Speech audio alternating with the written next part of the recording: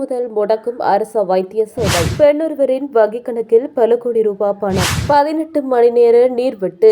பொருளாதார நெருக்கடியால் மலையகத்தில் மந்தபோசன நிலை அதிகரிக்கும். தென்னிலங்கையில் மாணவர்களுக்கிடையில் கடும் மோதல்.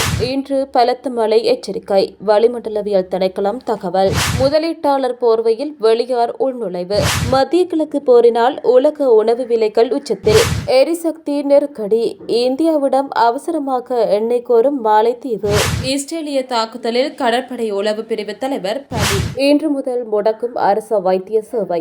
அதிகாரிகள் எடுத்த முக்கிய முடிவு. நியாயமற்ற இடமாற்ற முறையை கண்டித்து அரசு வைத்திய அதிகாரிகள் சங்கம் இன்று காலை 8 மணி முதல் மீண்டும் நாடளாவிய ரீதியில் பணிப்புறக்கணிப்பில் ஈடுபட தீர்மானித்துள்ளது.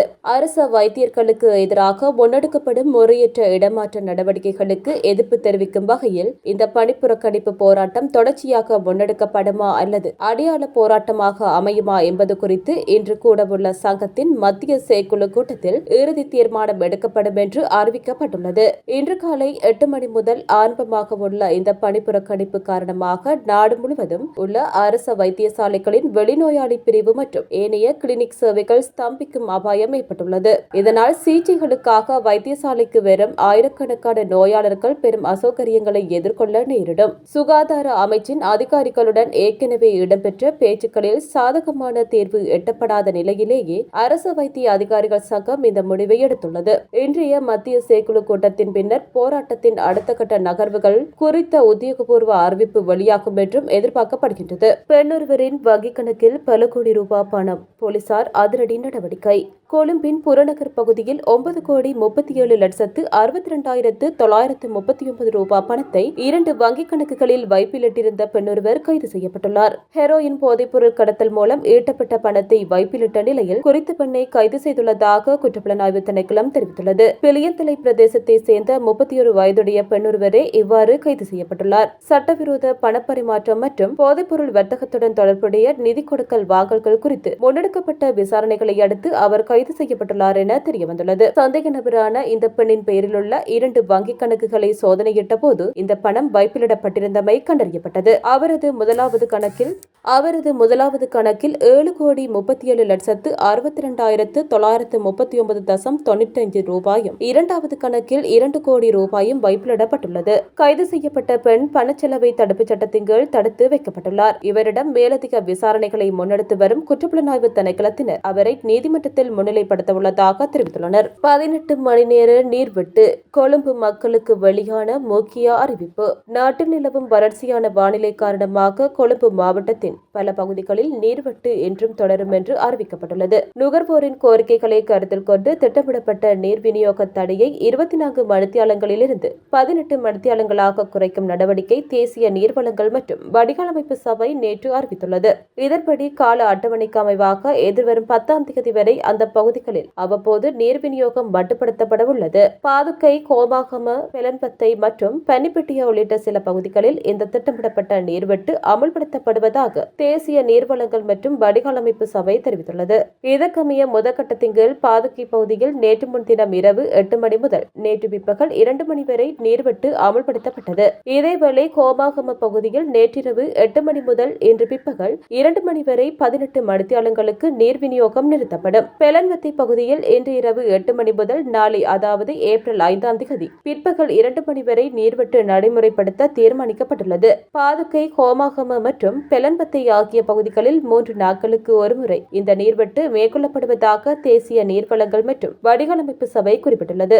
அத்துடன் பத்திரமுள்ள பாமன்கடை, வெள்ளவத்தை மற்றும் நாவல ஆகிய பகுதிகளில் ஒரு நாள் விட்டு ஒரு நாள் இரவு 10 மணி முதல் அதிகாலை 1 மணி வரை 3 மணித்தியாலங்களுக்கு நீர் விநியோகம் நிறுத்தப்படும். எவ்வாறாயினும் நீர்வெட்டு நடைமுறைப்படுத்தப்படாத நாட்களில் தடையின்றி நீர் விநியோகத்தை வழங்க நடவடிக்கை எடுக்கப்பட்டுள்ளதாக தேசிய நீர்வளங்கள் மற்றும் வடிகாலமைப்பு சபை மேலும் தெரிவித்துள்ளது. பொருளாதார நெருக்கடியால் மலையகத்தில் மந்தபோசன நிலை அதிகரிக்கும். நாட்டில் நிலவும் நெருக்கடி நிலை காரணமாக மலையகத்தில் உள்ளவர்கள் மந்தபோசன நிலையினையும் பொருளாதார நெருக்கடிகளையும் சந்திக்க நேரிடும் என இலங்கை தொழிலாளர் காங்கிரசின் உபதலைவர் சச்சிதானந்தன் தெரிவித்துள்ளார். இன்று நாட்டில் ஏற்பட்டுள்ள பொருளாதார நெருக்கடிகள் தொடர்பாக ஊடகத்துக்கு நேற்று கருத்து தெரிவிக்கும் போதே அவர் மேற்கண்டவாறு குறிப்பிட்டுள்ளார். அவர் தொடர்ந்து கருத்து தெரிவிக்கையில், மலையகம் என்பது பல்வேறு பிரச்சனைகளுக்கு உட்பட்ட ஒரு பிரதேசமாகும். அதிலும் குறிப்பாக நுவரெலியா மாவட்டத்தில் தான் அதிகமான மந்தபோசன நிலை காணப்படுவதாக கடந்த காலங்களில் சுட்டிக்காட்டப்பட்டன. இன்று நாட்டில் அத்தியாவசிய பொருட்கள் உட்பட அனைத்து பொருட்களினதும் விலைகள் என்றுமில்லாத அளவுக்கு உயர்வடைந்துள்ளன. தோட்ட தொழிலாளர்களின் சம்பளம் அதிகரிக்கப்பட்டுள்ள போதிலும் அதிகரிக்கப்பட்ட தொகையை விட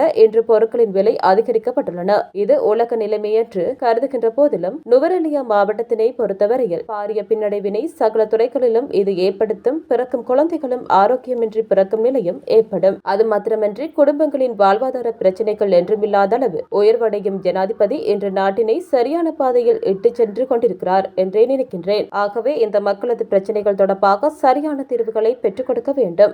அத்தோடு கடந்த காலங்களில் பொருட்களின் விலைகள் சிறிய அளவில் உயர்வடைந்தாலும் பலர் சுலோக அட்டைகளை ஏந்திக் கொண்டும் பந்தங்களை ஏந்திக் கொண்டும் போராட்டம் செய்தார்கள். ஆனால் இன்று அவர்களை காணவில்லை. அவர்களை கண்டால் வேற சொல்லுங்கள் என்று கூறுவதோடு அவர்களை கையோடு கூட்டி வாருங்கள் என்றும் தெரிவிக்க விரும்புகின்றேன். ஒரு நாட்டில் அரசினை சரியான பாதையில் இட்டுச் செல்வதற்கு எதிர்க்கட்சிதான் சரியான நேரத்தில் சரியான தீர்மானத்தினை எடுக்கும். ஆனால் இன்று இலங்கையின் எதிர்க்கட்சியின் நிலை இருக்கிறதா என்று கேட்கும் அளவுக்கே அவர்களின் செயற்பாடுகள் அமைந்துள்ளன. மக்களின் பிரச்சனைகள் தொடர்பாக கூடிய அக்கறை காட்டுவதாக தெரியவில்லை. ஆனால் இந்த அரசாங்கத்தினை நம்பி இன்றும் பெரும்பான்மையான மக்கள் வாக்களித்துள்ளதுடன் 159 நாடாளுமன்ற உறுப்பினர்களையும் நம்பிக்கையில் தெரிவு செய்து கொடுத்துள்ளனர். எனவே மக்களின் பிரச்சனைகளை இதனைவிட மிகவும் பொறுப்புடன் தீர்வு காணுவதற்கு நடவடிக்கை எடுக்கப்பட வேண்டும் என இந்த நேரத்தில் அரசாங்கத்திடம் கேட்டுக்கொள்கிறேன் என்றார். தென்னிலங்கையில் மாணவர்களுக்கிடையில் கடும் மோதல், ஒருவர் மரணம். லுணுகம் வெகர மத்தள பகுதியில் உள்ள பாடசாலையொன்றில் நடைபெற்ற விளையாட்டுப் போட்டியின் போது இடம்பெற்ற மோதலில் காயமடைந்த 15 வயதுடைய மாணவன் சிகிச்சை பலனின்றி உயிரிழந்துள்ளார். கடந்த மார்ச் மாதம் 23ஆம் தேதி பாடசாலை விளையாட்டுப் போட்டியின் இடைவேளையின் போது 11ஆம் தரத்தில் கல்வி பயிலும் 15 வயதுடைய மாணவனுக்கும் 10ஆம் தரத்தில் பயிலும் 14 வயதுடைய மாணவனுக்கும் இடையில் வாய்த்தக்கம் ஏற்பட்டுள்ளது. இது பின்னர் கைகலப்பாக மாறிய நிலையில் அங்கிருந்த ஆசிரியர்கள் தலையிட்டு மோதலை கட்டுப்படுத்தியுள்ளனர். பாடசாலை முடிந்து வீடு திரும்பிய 15 வயதுடைய மாணவன் திடீரென வாந்தி எடுத்ததோடு உடல்நல குறைபாட்டுக்கு உள்ளாகியுள்ளார். இதன்போது பெற்றோர் வினவிய போது தான் பாடசாலையில் தவறி விழுந்ததாக மாணவன் கூறியுள்ளார். உடனடியாக அவர் லுணுகம் வேகர வைத்தியசாலையில் அனுமதிக்கப்பட்டார். எனினும் நிலைமை கவலைக்கிடமாக இருந்ததால் மேலதிக சிகிச்சைக்காக ஹம்பாந்தோட்டை மாவட்ட வைத்தியசாலைக்கும் பின்னர் அங்கிருந்து காலி கரப்பட்டிய போதனா வைத்தியசாலைக்கும் மாற்றப்பட்டார். அங்கு மேற்கொள்ளப்பட்ட மருத்துவ பரிசோதனையில் மாணவனின் மூளையினுள் இரத்த கசிவு ஏற்பட்டுள்ளமை கண்டறியப்பட்டது. அவருக்கு அவசர அறுவை சிகிச்சை செய்யப்பட்டு தீவிர சிகிச்சை பிரிவில் அனுமதிக்கப்பட்டிருந்த போதிலும் சிகிச்சை பலனின்றி அவர் உயிரிழந்துள்ளதாக போலீசார் தெரிவித்தனர். மோதலில் ஈடுபட்ட மற்ற மாணவன் லுணுகம் வேகர வைத்தியசாலையில் சிகிச்சை பெற்று வெளியேறிய பின்னர் மத்தள போலீசாரால் கைது செய்யப்பட்டார். பின்னர் அவர் திச மகாராம நீதவான் நீதிமன்றத்தில் முன்னிலைப்படுத்தப்பட்ட போது 5 லட்சம் ரூபாய் சரீர பிணையில் விடுவிக்கப்பட்டார். தற்போது மாணவன் உயிரிழந்துள்ள நிலையில் மத்தள போலீஸ் நிலைய பொறுப்பதிகாரி தலைமையிலான குழுவினர் மேலதிக விசாரணைகளை முன்னெடுத்து வருகின்றனர். இன்று பலத்த மழை எச்சரிக்கை, வளிமண்டலவியல் திணைக்களம் தகவல். நாட்டில் நிலவும் வளிமண்டல குழப்பநிலை காரணமாக பல மாகாணங்களில் இன்று பலத்த மழை பெய்யக்கூடும் என வளிமண்டலவியல் திணைக்களம் எதிர்வு கூறியுள்ளது. மத்திய சப்ரகமுவ, ஊவா மற்றும் வடமத்திய கிழக்கு மாகாணங்களின் சில இடங்களில் 75 மில்லிமீட்டருக்கு மேல் பலத்த மழை பெய்யக்கூடும். இடியுடன் கூடிய மழை பெய்யும் சந்தர்ப்பங்களில் தற்காலிகமாக பலத்த காற்றும் வீசக்கூடும். அத்துடன் மின்னல் தாக்கங்களினால் ஏற்படக்கூடிய பாதிப்புகளை குறைத்துக் கொள்ள பொதுமக்கள் அவதானத்துடன் இருக்குமாறு கேட்டுக் கொள்ளப்படுகிறார்கள். நாட்டின் பெரும்பாலான பகுதிகளில் மாலை அல்லது இரவு வேளைகளில் மழையோ அல்லது இடியுடன் கூடிய மழையோ பெய்யக்கூடிய சாத்தியம் நிலவுகிறது. மலைப்பகுதிகளில் வாழும் மக்கள் மற்றும் வாகன சாரதிகள் நிலச்சரிவு மற்றும் மரம் முறிந்து விழுதல் போன்ற அபாயங்கள் குறித்து விழிப்புடன் இருக்குமாறு அறிவுறுத்தப்பட்டுள்ளனர். முதலீட்டாளர் போர்வையில் வெளியார் உள்நுழைவு, வடக்கின் கடலுக்கு ஆபத்து என்கிறது EPTP. கடல் அட்டை பண்ணைகள் விஸ்தரிக்கப்படுகின்ற போது அவற்றின் உரிமையாளர்களாக மற்றும் பயனாளர்களாக குறித்த பிரதேசங்களை சேர்ந்தவர்களுக்கே முன்னுரிமை அளிக்கப்பட வேண்டும் என்று வலியுறுத்தப்பட்டுள்ளது. ஈழ மக்கள் ஜனநாயக கட்சியின் ஊடக செயலாளர் ஸ்ரீகாந்த் பன்னீர்செல்வம் இதனை வலியுறுத்தியுள்ளார். எதிர்வரும் காலங்களில் முதலீட்டாளர்கள் என்ற அடிப்படையிலோ ஏற்றுமதியாளர்கள் என்ற போர்வையிலோ தமிழர்களின் வளங்களும் வருமானங்களும் ஏற்றுமதி செய்யப்படுகின்ற சூழல் உருவாகக்கூடாது என்று அவர் குறிப்பிட்டுள்ளார். தமது கட்சியின் இந்த நிலைப்பாட்டை பிரதேசவாதமாகவோ இனவாதமாகவோ தேசியவாதமாகவோ யாரும் கருதக்கூடாது. கடந்த பல தசாப்தங்களாக அழிவுகளையும் அவலங்களையும் சுமந்த நிலையில் ஏனையவர்களுடன் ஒப்பிடுகின்ற போது பின்தள்ளப்பட்டுள்ள தமிழ் மக்களின் எதிர்காலம் சுவீட்சமடைய வேண்டும். அதற்கு தமிழர் பிரதேசங்களில் இருக்கின்ற வளங்களை உச்சபட்சமாக தமிழர்களை பயன்படுத்த வேண்டும் என்றும் ஸ்ரீகாந்த் குறிப்பிட்டுள்ளார். யாழ் ஊடக மையத்தில் இடம்பெற்ற ஊடக சந்திப்பில் கலந்து கொண்ட போதே அவர் இந்த கருத்துக்களை வெளியிட்டார். முதலீட்டாளர்கள் என்ற அடிப்படையில் தென்னிலங்கையை சேர்ந்தவர்கள் மற்றும் வெளியார் உள்வாங்கப்பட்டால் வருமானத்தின் பெரும்பகுதி தமிழர் பகுதிகளில் இருந்து எடுத்துச் செல்லப்பட்டுவிடும். அதனால் மக்களுக்கு போதிய பலன் கிடைக்காது. அதேபோன்று பூகோள அரசியல் ஆதிக்கத்திற்கும் தமிழர் நிலம் பயன்படுத்தக்கூடிய அபாயம் உள்ளதாக ஈழ மக்கள் ஜனநாயக கட்சியின் ஊடக செயலாளர் ஸ்ரீகாந்த் பன்னீர்செல்வம் தெரிவித்துள்ளார். மத்திய கிழக்கு போரினால் உலக உணவு விலைகள் உச்சத்தில். ஐக்கிய நாடுகள் சபை கடும் எச்சரிக்கை. மத்திய கிழக்கில் நீடித்து வரும் போர் மோதல்கள் காரணமாக உலக சந்தையில் உணவுப் பொருட்களின் விலைகள் கடந்த மார்ச் மாதத்தில் பாரிய உயர்வை சந்தித்துள்ளன. இது கடந்த ஆண்டு செப்டம்பர் மாதத்துக்கு பின்னரான மிக உயர்ந்த மட்டம் என ஐக்கிய நாடுகளின் உணவு மற்றும் விவசாய அமைப்பு தெரிவித்துள்ளது. எரிசக்தி மற்றும் எரிபொருள் விலைகள் அதிகரித்துள்ளமையே இந்த விலையேற்றத்துக்கு முதன்மை காரணமாகும். தற்போதைய போர்ச்சூழல் மேலும் 40 நாட்களுக்கு மேல் நீடித்தால் எரிபொருள் மற்றும் உரம் போன்ற உற்பத்தி செலவுகள் மிக உயர்மட்டத்தில் இருக்கும் என எச்சரிக்கப்பட்டுள்ளது. இதன் காரணமாக விவசாயிகள் பயிர்ச்செய்கை நடவடிக்கைகளை குறைக்க முற்படலாம் எனவும் இது இந்த ஆண்டு மட்டுமன்றி அடுத்த ஆண்டின் உணவு விநியோகத்திலும் பாரிய தாக்கத்தை ஏற்படுத்தும் என FAO சுட்டிக்காட்டியுள்ளது.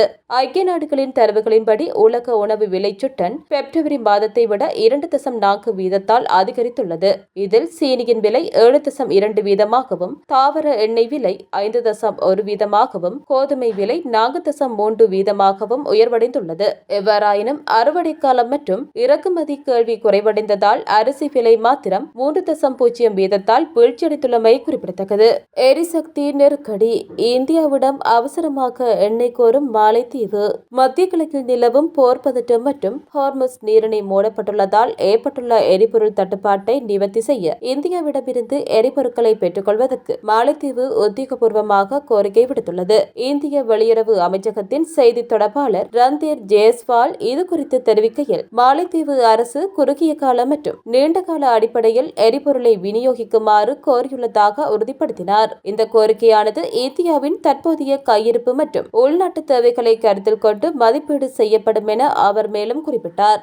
உலகளவில் 4வது பெரிய எண்ணெய் சுத்திகரிப்பு நாடாக திகழும் இந்தியா ஏற்கனவே இலங்கை, பங்களாதேஷ், நேபாளம் மற்றும் பூட்டான் ஆகிய அண்டை நாடுகளுக்கு தொடர்ச்சியாக எரிபொருளை வழங்கி வருகின்றது. குறிப்பாக அண்மையில் இலங்கைக்கு 38,000 மெட்ரிக் டன் பெட்ரோலிய பொருட்கள் வழங்கப்பட்டமை குறிப்பிடத்தக்கது.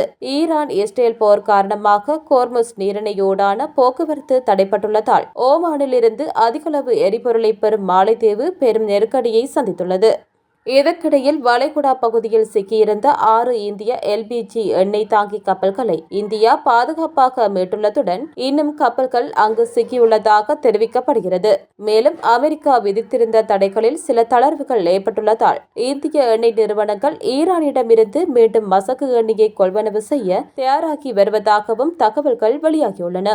இஸ்ரேலிய தாக்குதலில் கடற்படை உளவு பிரிவு தலைவர் பலி உறுதி செய்த ஈரான். ஈரானின் இஸ்லாமிய புரட்சிகர காவல்படையின் கடற்படை உளவு பிரிவு இயக்குநரகத்தின் தலைவரான பெக்னாம் ரெசாய் இஸ்ரேலிய தாக்குதலில் கொல்லப்பட்டதை ஈரான் இன்று அதிகாரப்பூர்வமாக உறுதிப்படுத்தியுள்ளது. கடந்த மார்ச் 26 அன்று ஈரான் மீதான வான்வழி தாக்குதலில் ரெசாய் இலக்கு வைக்கப்பட்டதாக இஸ்ரேல் பாதுகாப்பு படை ஏற்கனவே அறிவித்திருந்தது. பிராந்திய நாடுகள் குறித்த உளவு தகவல்களை சேகரிப்பதிலும் பல்வேறு உளவு நிறுவனங்களுடன் ஒருங்கிணைந்து செயல்படுவதிலும் ரெசாய் முக்கிய பங்காற்றியதாக இஸ்ரேல் தெரிவித்துள்ளது. மார்ச் 27 அன்று அவருக்கு அஞ்சலி செலுத்தும் நிகழ்ச்சிகள் நடைபெற்றதாக ஈரானிய ஊடகங்கள் செய்தி வெளியிட்டிருந்த நிலையில் தற்போது பல நாட்களுக்கு பிறகு அவரது மரணத்தை IRGC உறுதி செய்துள்ளது. இதேபோல் மார்ச் 26 அன்று நடத்தப்பட்ட அதே தாக்குதலில் IRGC கடற்படை தளபதி அலிரேசா டாங்சிரி கொல்லப்பட்டதையும் ஈரான் உறுதி செய்துள்ளது. மூலோபாய முக்கியத்துவம் வாய்ந்த ஹார்முஸ் நீரிணையை முற்றுகையிடும் நடவடிக்கைகளுக்கு தலைமை தாங்கியவர் டாங்சிரி என்பது குறிப்பிடத்தக்கது. இஸ்ரேல் மற்றும் அமெரிக்க படைகள் இணைந்து ஈரானின் கடற்படை தலைமையகத்தை இலக்கு வைத்து நடத்திய இந்த தாக்குதல்கள் ஈரானின் தற்காப்பு மற்றும் உளவுத்துறை கட்டமைப்புக்கு பெரும் பின்னடைவாக கருதப்படுகிறது. ஆரம்பத்தில் மௌனம் காத்து வந்த ஈரான் தற்போது முக்கிய தளபதிகளின் மரணத்தை வரிசையாக உறுதிப்படுத்தி வருகிறது.